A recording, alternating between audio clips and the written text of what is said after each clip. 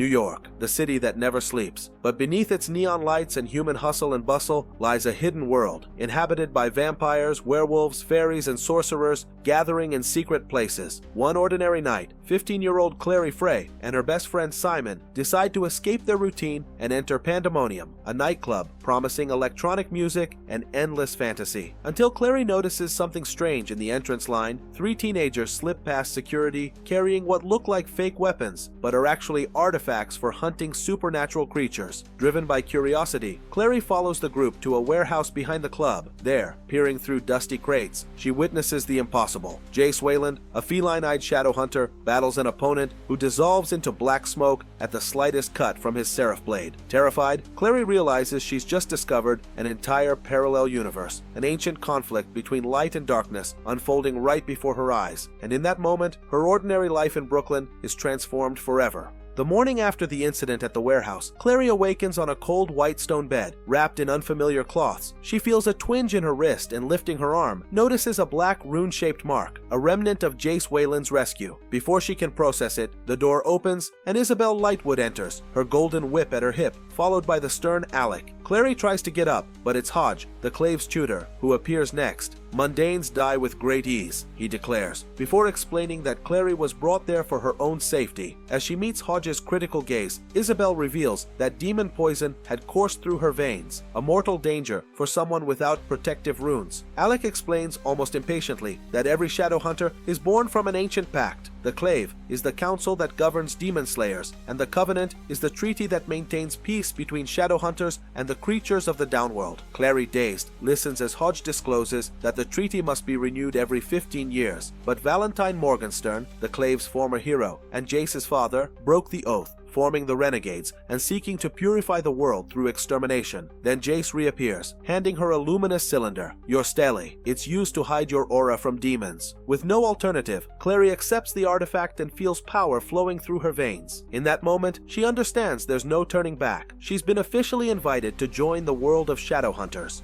Without the legendary Mortal Cup, Valentine Morgenstern is free to build an unstoppable army. No one else can drink from his source of power. When rumors spread that the cup was stolen from the Clave's most secure vault, Jace Wayland gathers Isabel, Alec, and Clary for a desperate hunt through the streets of New York. They scour abandoned warehouses on the east side, following trails of runes that glow like embers in the night. Clary, still learning to read sacred symbols, finds a clue in a hidden library. An ancient note points to a scrapyard in the Brooklyn docks. There, in a maze of twisted metal, they face guards corrupted by the Renegades, former Shadowhunters lured by the promise of absolute power. In the clash, Alec raises his bow with steady hands, firing enchanted arrows that explode into green light upon hitting the enemies. Isabel, with her golden whip, disarms the traitor's profane blades. But it's Clary who gets the biggest surprise. Jace offers her a silver cylinder, her stele, and slips into her hand a seraph dagger with a hilt studded in the shape of a red rose. This is the weapon of choice for a true Shadowhunter, he says. Clary feels the weight of the blade and the tingling of the rune tattooed on her wrist. She raises the dagger for the first time, and in her gaze burns the determination to defend the Mortal Cup at any cost. From that moment on, it's no longer enough to be a spectator. She becomes an angelic warrior, ready to confront anyone who dares disrupt the balance between the worlds. To unlock the memories that stubbornly escape her mind, Clary is taken to the City of Bones, the sacred ossuary that holds the remains of generations of Shadowhunters. Among rows of vertical tombs and marble arches inscribed with runes, Brother Jeremiah places his pale hands on Clary's forehead and chants ancient incantations. A weight of forgotten memories presses on her consciousness, and she feels as if she's being torn apart from the inside out. When Clary faints, she awakens in a hall lit only by blue torches. It is there that Hodge, the Clave's tutor, makes his painful confession. He not only knew Valentine Morgenstern, but helped draft the fanatical oath, the Valentine Cycle, a violent treatise aimed at annihilating all downworld creatures. Even more shocking, he reveals that Jocelyn Frey, Clary's mother, was part of that very cycle. She was Valentine's wife, a partner in dark missions, until she discovered she was pregnant and fled to protect her daughter. Clary feels the ground tremble beneath her feet. The woman she always knew as a peaceful artist was once a ruthless warrior, entangled in the betrayal that nearly shattered the peace between the worlds. Shock mingles with anger and sorrow as Hodge concludes, "Your mother had no choice. Love saved her from the very oath she helped create." In that moment, Clary understands that her blood carries powerful secrets. secrets, and that her destiny is even more deeply intertwined with the conflict between light and darkness. When Clary, Jace, Isabel, and Alec storm the Dark Lobby in search of the Mortal Cup, they don't just find vampires. A portal tears through the wall, and from it emerges Abaddon, the Abyss Demon, with ancient bones protruding beneath its blackened skin and voids for eyes. It growls domineering, "Surrender the Mortal Cup, and I will let you live." Jace strikes first, leaping from the railing onto Abaddon's back, slashing its armored shell with seraph blades. The demon recoils, howling, but its monstrous hands hurl Jace down the stairs, crushing him against the wooden floor. Clary watches in horror as the monster oozes black fluids, while Isabel charges furiously with her golden whip, and Alec tries to drive a dagger into the creature's cracks. Just as Abaddon lifts Jace by the throat, demanding the cup, the door bursts open in a flash. Simon, wielding Alec's bow, fires an arrow that shatters the grime-coated ceiling. Sunlight pours through the opening, bathing the hall in golden rays, and the demon, unable to withstand the angelic radiance, convulses, shrinking until it vanishes into a cloud of ash. Exhausted, they reclaim the cup, a heavy chalice thrumming with ancient power. Jace adjusts his blood-matted hair. Isabel cleans her gleaming whip, and Clary, hands trembling, secures the artifact that could alter everyone's fate. But the mission isn't over. In Rat Alley, Clary chases Hodge to a garbage dump behind a restaurant. Amid torn bags and animal bones, she confronts him without hesitation. "Tell me where Valentine is, or you'll spend the rest of your life imprisoned by the clave," she warns, her firm voice echoing off brick walls. Hodge, visibly terrified, laughs as he admits fearing Valentine more than the clave, confessing he handed the cup to Jace's own father to save his skin. In the end, Clary spares him, knowing this renegade holds the secret to Valentine's whereabouts, and that once again, her family bloodline is entangled in the conflict between light and darkness. When the last spark of the Mortal Cup's power fades into ash, sunlight floods the Institute through shattered windows. But there's no time to celebrate. A portal tears open and Valentine Morgenstern emerges, pale and unyielding, wielding a black sword. With a brutal strike, he pierces Luke's chest, and before anyone can react, drags Jocelyn into the rift between worlds. Jace lunges for them, Clary screams her mother's name, but Valentine vanishes in a flash. With trembling steps, Clary runs, feeling the ground quake beneath her as the portal glimmers, and in a surge of desperation and courage, she leaps into the darkness, determined to save Jocelyn, whose cries still echo in her memory. Outside, Simon kneels beside Luke, his clothes stained with blood. As pain threatens to overwhelm him, Magnus Bane bursts forth in a rainbow of magic, staunching the crimson flow and pulling Luke back from death's edge. Silently, Simon lifts his gaze. His reflection in the portal's shimmering metal reveals vampiric eyes that no longer fear the sun. He has become a daylighter. Meanwhile, Clary lands on her knees in an unfamiliar marble courtyard, her runes blazing against her skin. In the distance, the sound of angel wings sully the night. She rises, heart racing. Her world has expanded, her blood has carried her to the gates of Idris, and the war between light and darkness has only just begun. In the City of Ashes, her true journey continues.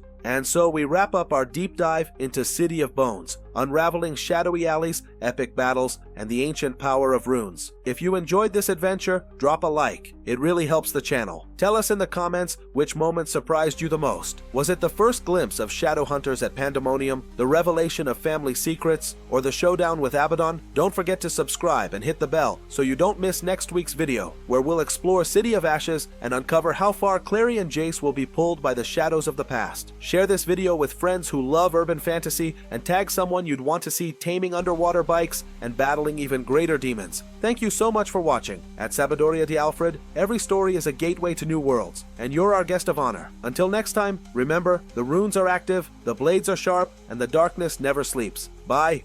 What if your greatest enemy was, in fact, your own father? What if everything you believed about family was used to destroy you? Imagine having to face a man willing to sacrifice even those you love most, all in the name of unimaginable power. Today, we follow Clary Frey on a journey where loyalty and blood collide in an epic battle.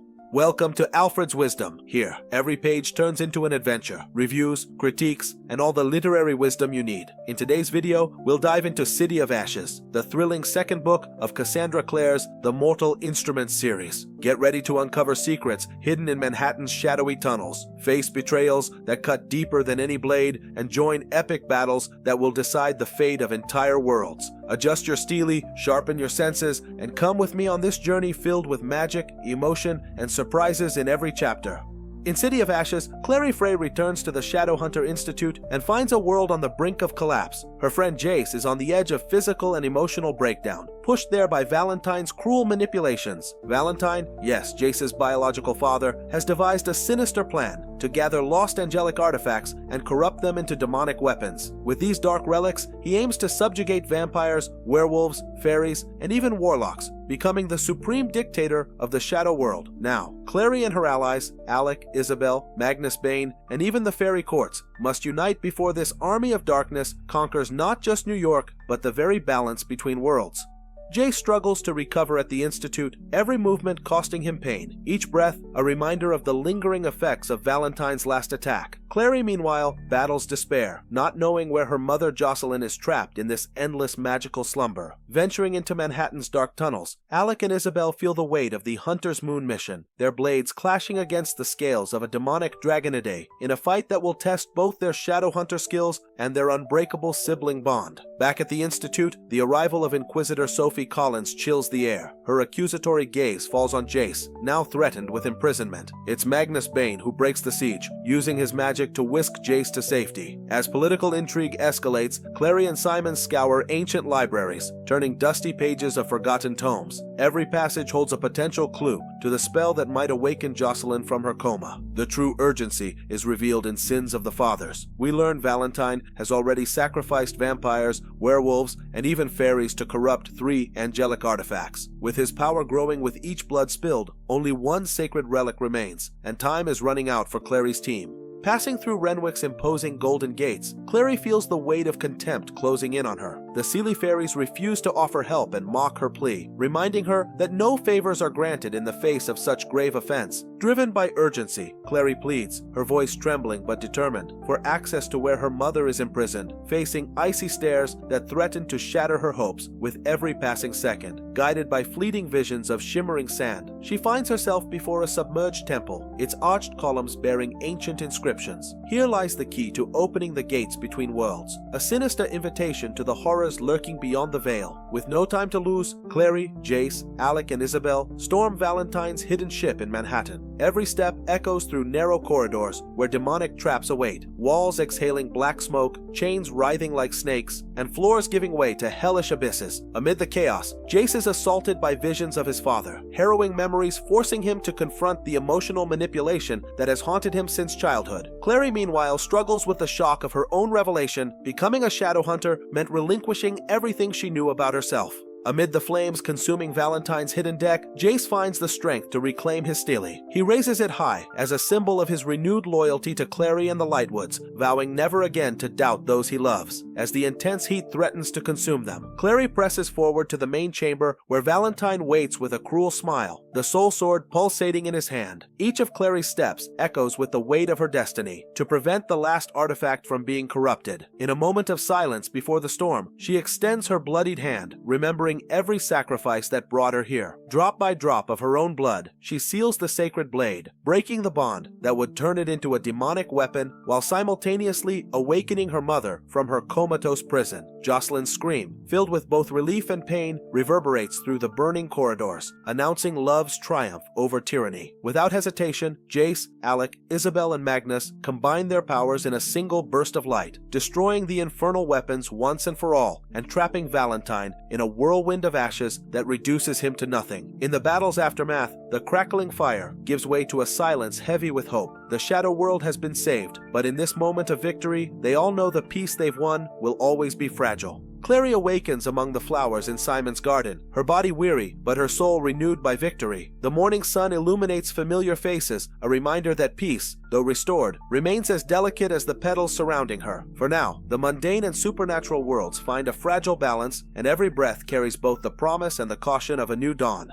So Wisdom Hunters, did you enjoy our deep dive into City of Ashes? Then smash that like button if the video helped you, subscribe to the channel so you don't miss any reviews, and hit the bell icon to get notifications first. Now I want to hear from you. Which character fascinated you most in this journey? Clary and her courage, Jace and his inner conflict, or someone else who stole the show? Tell me everything in the comments.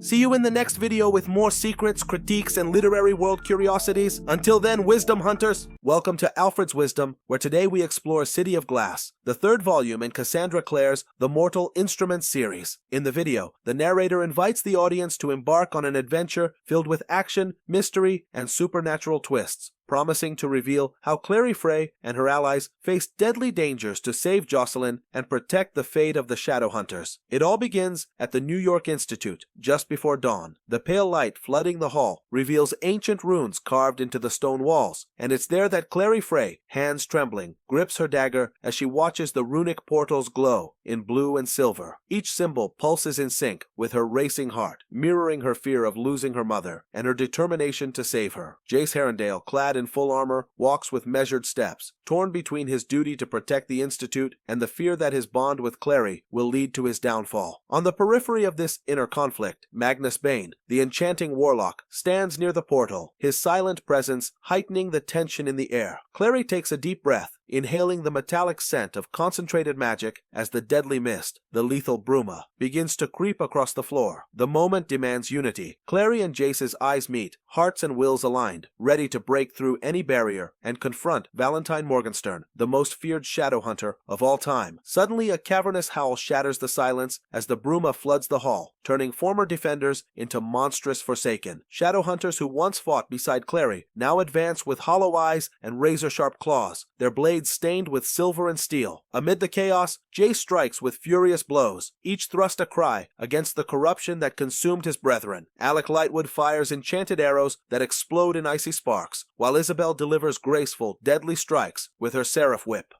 The battlefield bears witness to painful falls. Madeline, Clary's seasoned mentor, is caught off guard by a treacherous attack, and Simon, her loyal friend, feels the blade tear through his flesh as he shields the youngest. The roar of spells and the clang of metal against stone echo like muffled thunder. Just as the defensive line threatens to crumble, Magnus emerges, slipping from the shadows with a freshly conjured arcane portal. Their desperate quest for salvation gains a glimmer of hope. The portal's luminous energy opens a path to Idris, the land of refuge. Clary, bloodied and exhausted, still musters the strength to lean on Jace, while Alec and Isabel carry Madeline and Simon through the shimmering vortex. The blood-stained stones of New York fade behind them in a moment of relief, as fleeting as it is harrowing. Crossing the portal means stepping into a new world. Idris, with its towering mountain peaks and gleaming glass spires, rises beneath a sky painted amber by dusk. As they emerge in Alicante, the sacred capital of the Shadowhunters, Clary is overcome with a mix of awe and reverence. The enchanted walls, built to ward off demonic creatures, encircle the city like a protective embrace. Guards patrol the polished stone streets, eyes sharp for any sign of the bruma. Amid this sublime atmosphere, Amethyst Herondale, Jace's distant aunt, steps forward to greet them. Inside a modest home, Amethyst unveils startling truths. She was once married to Stephen Herondale, Jace's father, and witnessed the tragic intertwining of his fate with Valentine Morgenstern's. Before Clary, Amethyst recounts Valentine's plan to rewrite the very nature of the Nephilim. Using corrupted angelic relics and demonic magic, Valentine aims to create obedient hybrids, stripped of free will, and forged into living weapons. The revelation strikes Clary with devastating force. Saving Jocelyn is not enough. She must prevent the complete distortion of their kind, defend the legacy of the ancients, and preserve the Shadowhunters' freedom of choice.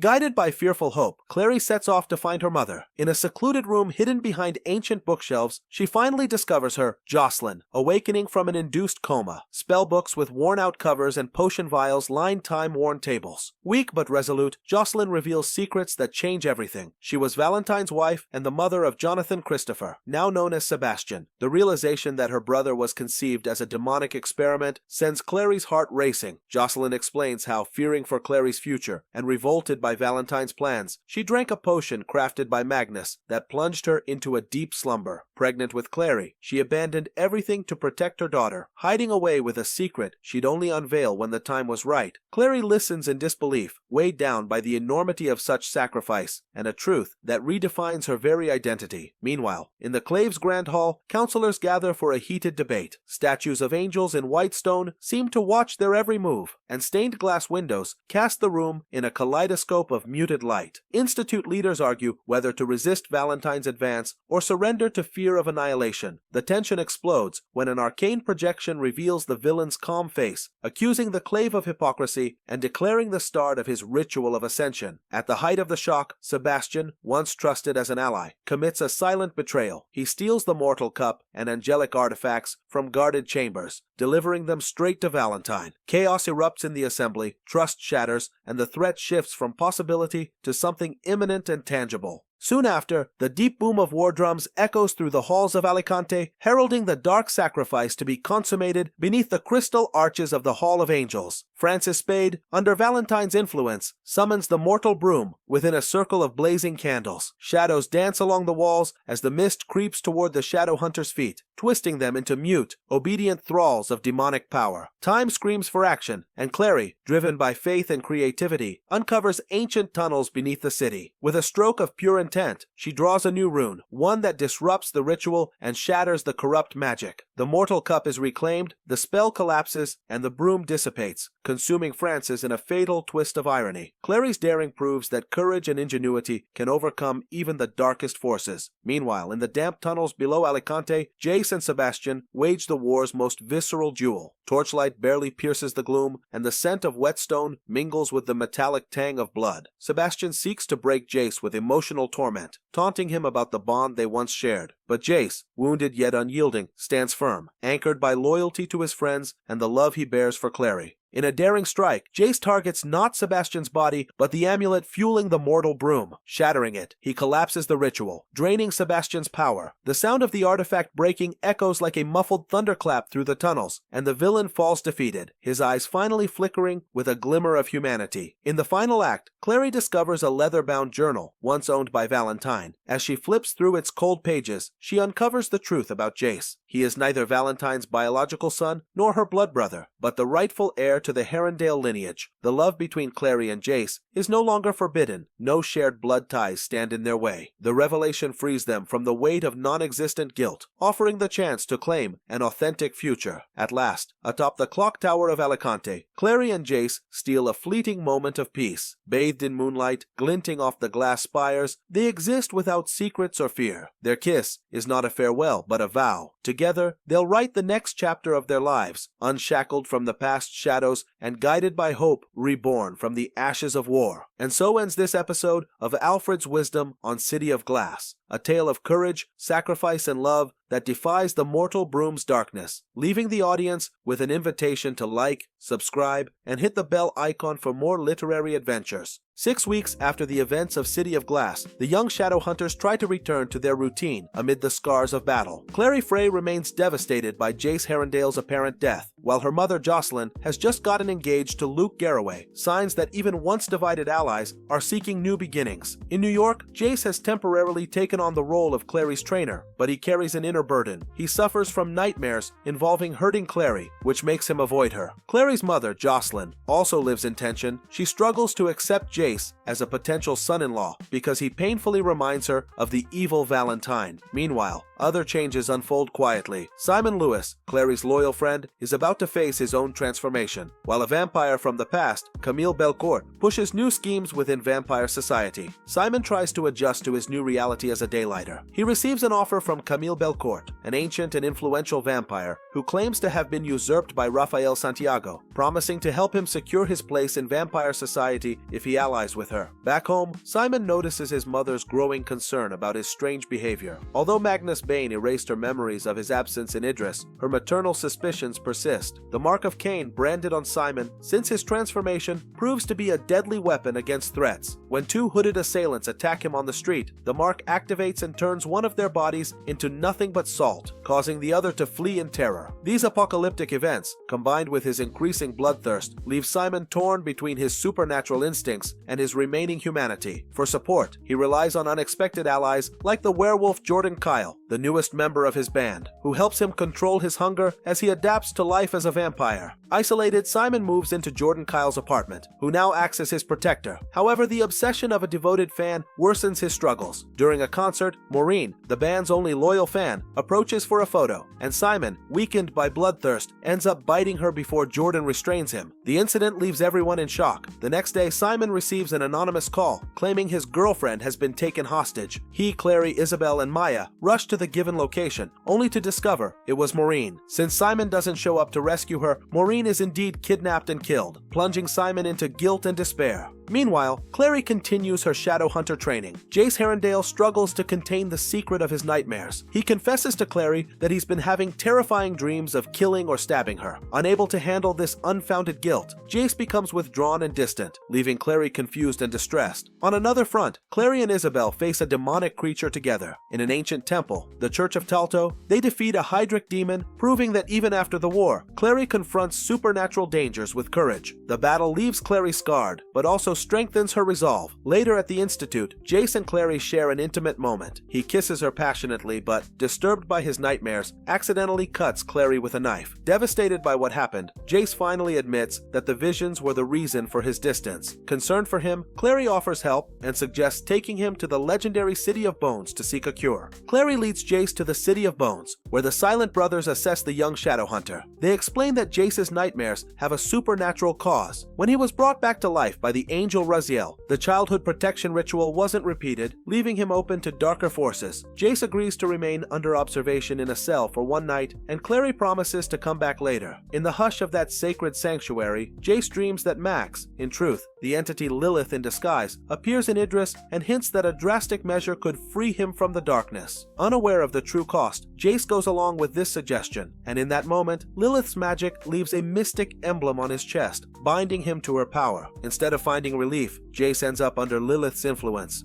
The calm ends at an engagement party hosted by Luke's werewolf pack to celebrate Jocelyn and Luke finally getting engaged. During the ceremony, tragic events unfold. Simon mysteriously disappears, taken by Maureen, now turned into a vampire, to meet Lilith, who disguises herself as a businesswoman named Satrina. Meanwhile, Jace, now under demonic influence, tricks Clary into accompanying him to a private ritual. He convinces Clary to accept a marking, claiming the design would bind them forever. But as she surrenders her steelie, Jace carves a different rune, one charged with destruction, and Clary collapses unconscious in his arms. Both have fallen victim to Lilith. She commanded Jace to kidnap Clary and needs Simon, the Daylighter, to resurrect her brother Sebastian. In a warehouse, Lilith reveals herself and demands Simon bring Sebastian back. Simon hesitates but agrees to bite the dead Sebastian, draining his blood in a desperate attempt to complete the dark ritual. Thus, Sebastian is resurrected, but incompletely, still without a fully living body. Suspicious, Isabel Lightwood gathers allies to rescue Simon. She, Alec Lightwood, Maya, and Jordan follow a business card found in Simon's wallet to an abandoned building. There they discover a macabre nursery, dozens of dead babies with sharp claws and completely black eyes, the result of Lilith's experiments to create infernal offspring similar to Sebastian. Amid the horror, Isabel attacks a shadow leaning against the wall and realizes it's actually the mother of one of these babies. The woman, whom Lilith used as a test subject, reveals the demonic plan. Lilith intended to breed more children of darkness to expand her power. This terrible discovery confirms that Sebastian and the demons they encountered were all part of the same evil scheme. At the top of the building, Clary faces anguish. Pretending insecurity, she convinces Jace not to continue with the ritual. He embraces her, showing his true feelings remain. In this moment of distraction, Clary gathers courage. She grabs Jace's knife and cuts the demonic mark that Lilith had drawn on his chest. Freed from the bond, Jace regains his free will and orders Clary to flee. Enraged, Lilith tries to stop her, but acts violently. She whips Clary, severely injuring her. Suddenly, Simon leaps in front of Lilith to protect Clary. The mark of Cain on Simon reacts. In Lilith's hands, who had tried to kill Clary for the third time, the effect reverses. Lilith is struck by her own curse and dies instantly. Simon's heroic sacrifice saves Clary and seals the demon's end in that moment. The Downworlder Clave immediately arrives. Isabel explains everything that happened to the leaders, while Clary and Jace meet on the rooftop. Jace, ashamed of his actions while possessed, sheds tears of remorse. Clary comforts him, assuring that no matter what he did without control, she loves him regardless. United by love and forgiveness, they share a passionate kiss, sealing their mutual trust. Clary then goes down to find her mother Jocelyn, Luke, and their friends, including Simon, healed from his injuries, Maya, Jordan, Alec, Magnus, and Isabel, all gathered at the Institute. However, hope gives way to alarm. Inside Jace, the voice of Sebastian Morgenstern makes itself known. Sebastian, now fully alive and in control, completes the macabre ritual within Jace. Thus, the fourth book ends, Sebastian fully resurrected, casting the shadow of a new and terrible threat over the future of the Shadowhunters. Hello everyone, welcome to Sabadoria de Alfred. In today's video, we'll dive into City of Lost Souls, the 5th volume of the Mortal Instruments. Get ready for an adventure full of mysteries, twists, and plenty of magic. Imagine waking up in a world where everything you thought was right crumbles in an instant. That's how Clary feels when she discovers that her best friend, her parabatai, has vanished without a trace, leaving only bloodstains and shards of glass. As if the pain of uncertainty weren't enough, the clave itself decides to call off the search, treating it as a lost mission before it even begins. But that won't stop Clary, Simon, Isabel, and Alec from breaking rules, facing cruel fairies, and unraveling conspiracies so dark they could shake the foundations of Idris. Stay with me for the next few minutes to follow every step of this thrilling journey, where loyalty and courage collide in a life or death game, and discover why City of Lost Souls proves that in life, the one you love can be your light or your downfall. It all begins amid shattered glass and bloodstains scattered across the Institute's terrace. After an explosive confrontation with Sebastian, Jace simply disappears. There are no bodies, no traces beyond that crimson trail. As the alert runes still glow faintly, we see the clave, exhausted, divided by political reforms and power struggles, deciding that the search for Jace isn't a priority. To them, it's easier to bury the case than to admit a failure that could destabilize Idris's fragile peace. In that moment, Clary is consumed by guilt. She was the one who urged the angel Raziel to bring Jace back from the dead, believing the sacrifice would be worth it. Now every second of silence weighs like a sentence. The first major conflict arises. On one side, the clave's cold bureaucracy, ignoring the desperation of those left behind. On the other, the unshakable resolve of Clary and her friends, Simon, Isabel, and Alec, willing to break rules, defy authority, and venture into the deepest shadows to rescue their parabatai. And it's this clash between duty and loyalty that kicks off this dangerous journey. The only clue Clary and her friends have is the crystal bell the Seelie Queen gave them as thanks for past services. When Clary rings the bell, the breeze turns into a sweet, hypnotic melody, and the stone floor of New York opens to reveal a glowing portal. In the blink of an eye, they find themselves in the shimmering hall of the Seelie Court, a place where beauty blends with danger. Walls of liquid gold, chandeliers hanging from living branches, and fairies whose smiles hide sharp blades. It is there that the Queen, in all her icy elegance, imposes a steep price. 2 communication rings taken from ancient elven ambassadors, now displayed as trophies in the Institute's library. Bring me those symbols of betrayal, and I will lift the veil Sebastian has cast over himself. Without them, his trail will remain invisible until the end of days. Without hesitation, the group accepts the bargain, but not all of them understand the rules of fairy diplomacy. Every deal with the fairies carries ice in the soul and poison in the seal. Clary clutches the rings to her chest, determined, while Simon, Isabel, and Alec exchange worried glances, aware that by returning what the Institute stole, they may be opening doors they can never close. As Clary and the Shadowhunters prepare to return the rings, Simon faces a very different dilemma in the shadowy corridors of the Downworld. Now elevated to High Warlock of New York, he is greeted with reverence by vampires, warlocks, and even renegade sorcerers. His title isn't just an honor, it's a seal of authority, a golden ticket to the darkest decisions of the magical world. I never imagined I'd be debating interdimensional treaties instead of hiding in alleys, but the promotion came at a critical time. The Warlock Council is divided after Quentin's fall, and everyone expects leadership, right now when I most need to be with Clary. To make his departure possible, Simon calls an emergency session. He presents a concise plan. While he leads a small delegation to Idris to reinforce arcane defenses, he'll gather critical intel on demonic traces. In return, the council grants his temporary absence and authorizes him to search for Jace alongside the Shadowhunters. It's not just a favor, it's a joint strategy. If we fail in Idris, all coexistence between warlocks and Shadowhunters will crumble. With his position strengthened and the, however reluctant, blessing of the warlocks, Simon heads to the Institute, carrying not only the weight of his own decision, but the fragile balance of a world that without him could fall into ruin.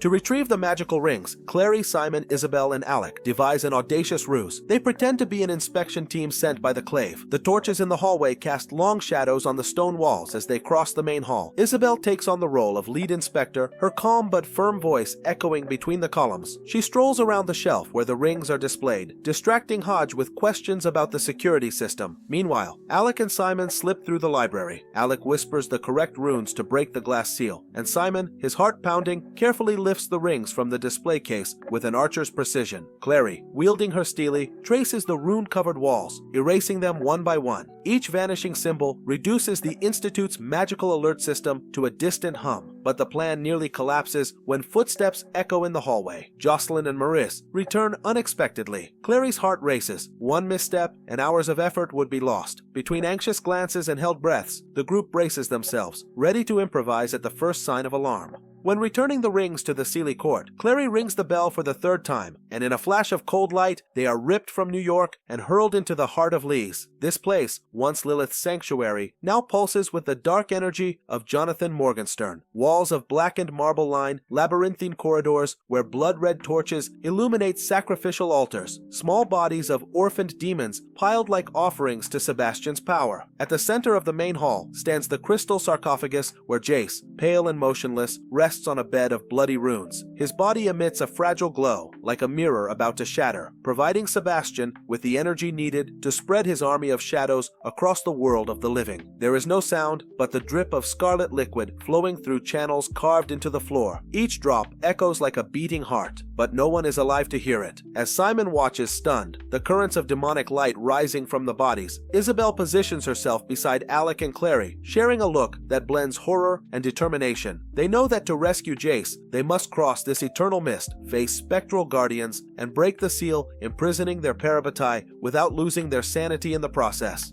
The first clash of seraph blades echoes through the frozen crypts of Lys. Isabel and Alec advance side by side, their movements synchronized like a single warrior. Incandescent runes travel along their blades as they strike precise blows against the demonic guardians, creatures of brittle porcelain and flesh as cold as the surrounding marble. Every demon shard that falls clears the path toward Jace's sarcophagus. Meanwhile, Simon summons the Mark of Cain, feeling its strange heat pulse through his skin. Under the veil of mist, he cuts through legions of succubi, trying to seduce him with sweet words and promises of power. With each step, he raises an arcane barrier, pushing the creatures back toward Jace's tomb, where the glass reflects his determination. Clary approaches, whispering Jace's name as her hands glow with runes of rupture. From within the crystal, a spark of life answers the call, the memory of the unbreakable parabatai bond. With a stifled cry, Jace shatters the sarcophagus from within, unleashing a whirlwind of magical shards that pierce the ground and dispel the darkness. Free yet wounded, Jace rises with eyes burning in gratitude and fury. Gripping his sword, he immediately joins the fight, each strike fueled by Clary's love and his friend's loyalty. And so, amid the chaos of runes and the roar of defeated demons, the spark of victory is born. Jace's rescue marks the turning point in the war for Lys.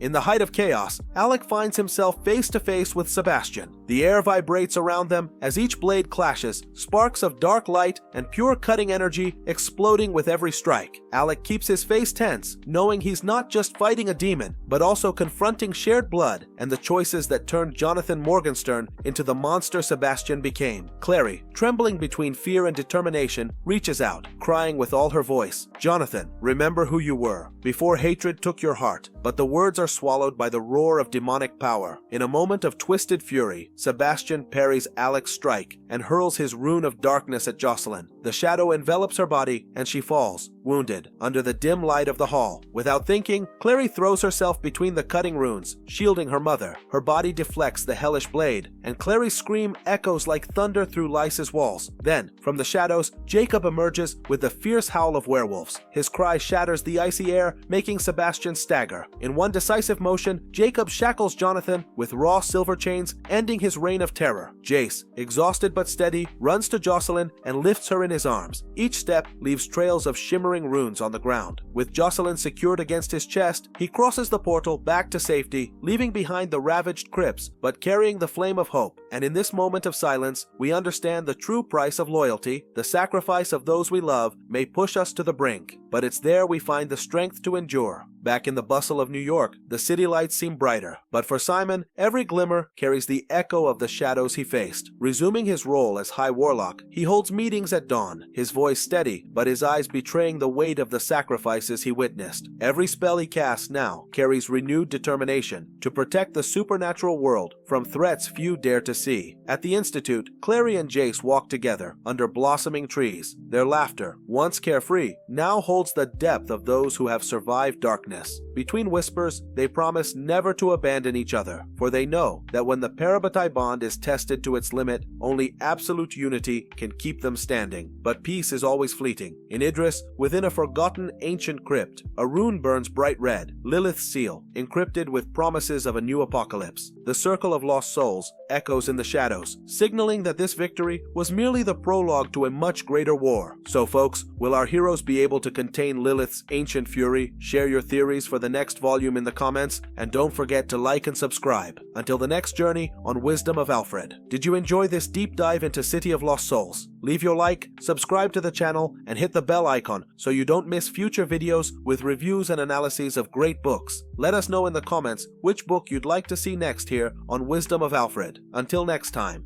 When darkness swallows the refuge of the Shadowhunters, only courage and sacrifice can rekindle hope. This is the final chapter of a saga forged in heavenly fire. Hello Shadowhunters, welcome to Alfred's Wisdom. Today we conclude our journey with City of Heavenly Fire, the final volume of the Mortal Instruments. Get ready to relive the 6 pivotal moments of this epic finale, a tale woven with tragedy, redemption, and courage beyond human limits. And on a frigid December night, the Los Angeles Institute rests under the Pacific winds. In the training chambers, Emma Carstairs hones her aim alongside the Blackthorn siblings, while the clang of blades and the whisper of steelies keep rhythm with the distant sea. Suddenly, a deafening blast shatters the silence. The ceiling groans, splintering, as blue flames lick the walls, exploding glass into fiery sparks. Then emerge the shadowy figures of corrupted Shadowhunters, advancing in relentless formation. At the chaos's epicenter, Sebastian Morgenstern raises the infernal cup, its runes pulsing with darkness, and roars, "Drink from my cup!" With a cruel gesture, he forces Katarina Blackthorn to her knees, her features twisted in agony as she swallows the demonic elixir. Emma feels the ground tremble beneath her, each heartbeat hammering her resolve. In one fluid motion, she draws her bow and fires an arrow straight through Sebastian's chest. He smiles, unfazed, the blade lodged uselessly in his armor. When all seems lost, Julian summons their last hope. A silvery portal tears through the air with a supernatural roar. "Now, Emma! Tavi! Drew!" he screams. Emma grabs Tavi and Drew, and the 4 leap into the ethereal rift, a final act of faith. Behind them, the ground erupts, walls collapse into fire and rubble, and the portal seals shut in a blinding flash. The Institute, once a sanctuary, lies consumed in ash and ruin, absolute silence. From this moment on, nothing will ever be the same.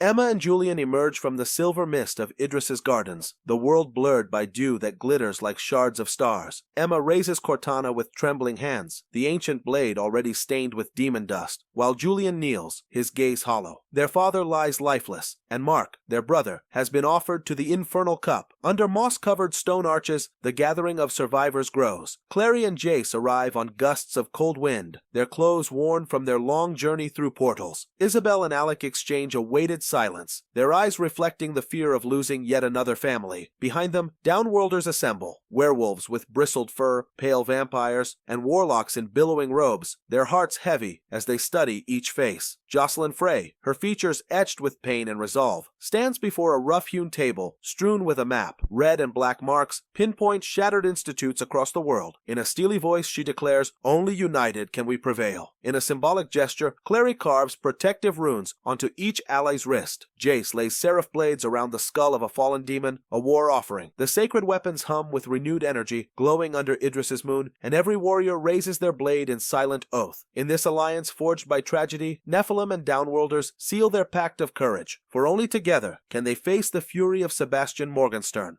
As Idris raises shimmering runic barriers around its walls, Sebastian's war spreads like a plague across the world. At the Praetor Lupus, beneath a blood-stained moon, Maya Roberts stands defiant against Rufus Hastings. Claws clash, wolves howl like thunder, and in a baptism of blood, she overthrows the old Alpha and proclaims herself leader, her pack bowing to her newly forged strength. In New York, night becomes a living nightmare. In darkened vampires, among them Lily and Zeke, once Simon's allies, slither from alleyway shadows, sinking fangs into the innocent. The Lightwood Institute is overrun by lightning strikes. Vampires gnaw through stone walls and shred protective sigils with predatory grins. Simon, caught off guard, is wounded by darkness-rotted fangs and dragged beyond the gates, imprisoned like a trophy of evil. Every street, every alley, transforms into an invisible battlefield. The Infernal Cup's blue flames dance on rooftops, steelies slash through the air, explode like macabre fireworks, and corrupted Shadowhunters' bodies pile in deathly silence. The dread of no safe place haunts the city. Sebastian's terror spares neither fortresses nor sanctuaries. As long as he lives, no ground will be safe from the soul-devouring demonic mist.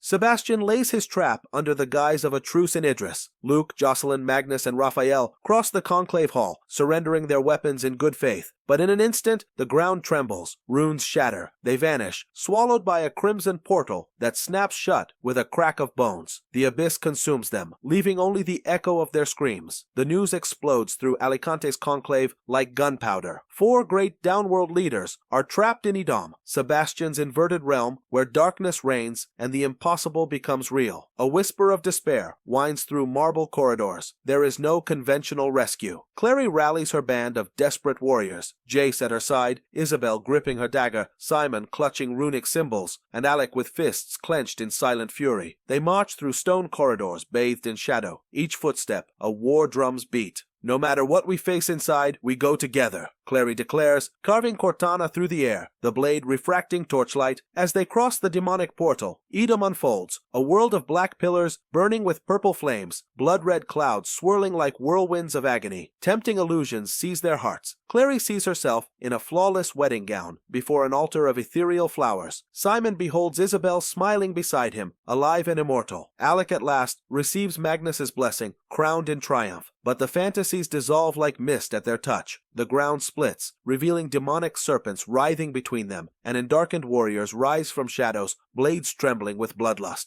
A deep howl echoes through unseen canyons, chilling their skin. The circle tightens, Cortana raised, ready to face Edom's true horror. For here, nothing is deadlier than illusion. In the heart of Edom's twisted stone hall, the air vibrates like metal scorched in hellfire. Purple flames lick black columns, casting shadows that dance on charred walls. At the center, atop an altar of bones and profane runes, Sebastian Morgenstern stands triumphant, his hollow eyes reflecting chaos. Clary steps forward, kneeling in feigned submission, her chest pounding in frantic rhythm. Sebastian leans down, his rasping smile carving across pale lips. "Have you come to kneel at my feet, sister?" In that instant, Clary surges upward, Cortana blazing with pure light. The blade ignites in heavenly fire, shattering the shadows. "Clary," voice resonant, "by the light that lives within us." With a single upward strike, Cortana pierces Sebastian's back. He gasps, the demon within him howling in agony, echoing through the halls like the last thunder of a dying world. The infernal cup clatters to the ground, cracked, and with a final snap, explodes, releasing a blue shockwave that dissolves every endarkened into glittering ash. The walls tremble, fissures tear the ceiling, and a rain of starry fragments falls upon the blackened floor. When the echoes of destruction fade, Magnus raises his hands and summons Asmodeus, the demonic father who once refused to save his own son. Under a dark pact, Asmodeus rescues the heroes but demands the ultimate price. Magnus's immortality unravels in a veil of spectral light. Magnus collapses to his knees, mortal for the first time in centuries. Simon, heart trembling between relief and grief, steps forward. In a gesture of friendship, louder than any spell, he offers his own eternal years in silent sacrifice, moving even Asmodeus to his core. With a supernatural crack, the portal opens, and in a flash, the group awakens on the dew-kissed grass of Alicante. The sound of morning birds feels almost foreign after the clamor of demonic battles. Clary sprints to Jace, and they cling to each other in an embrace that dissolves months of fear and tears. Isabel falls to her knees, weeping with relief, while Alec pulls Magnus into a protective hold, hands shaking with gratitude. Silently, they lift their eyes to Idris's sky, where white clouds push aside the last shadows of Edom. It was unity, forged like sword and shield, spell and blade, and the sacrifice of pure hearts that secured this victory. And now at dawn's breaking, redemption blooms from the ashes, bearing hope for a world reborn. Months have passed since the flames of Edom faded, and Idris now blooms under the angel's light. Gardens once draped in mourning now sprout silver flowers, and walls carved with protective runes gleam in the morning sun. In New York, Simon takes the stage as frontman for the Mortal Instruments, his battle-scarred bass transformed into vibrant chords. The crowd thrills with every riff, and he smiles. Music heals wounds even runes cannot reach. Isabel and Alec, fingers interlaced, stroll sunlit streets, exchanging knowing glances as they renew their silent silent vows of partnership. At the heart of Idris, Clary and Jace climb to an ancient stone terrace, where beneath a veil of stars, they trade whispers of eternal promises. He cradles her hand with redoubled tenderness. She rests her head on his shoulder, feeling the warmth the heavenly fire left in their veins. "This is our new beginning," Clary murmurs. "Together, always," Jace replies. And so concludes City of Heavenly Fire, an ode to sacrifice, when hearts give themselves beyond fear, to love that shatters every barrier, and to fire that, instead of consuming, refines the soul for eternity. If you enjoyed this epic journey, smash that like button, tell us in the comments which moment was your favorite, and subscribe to Alfred's Wisdom for more reviews and cinematic breakdowns. Until the next adventure.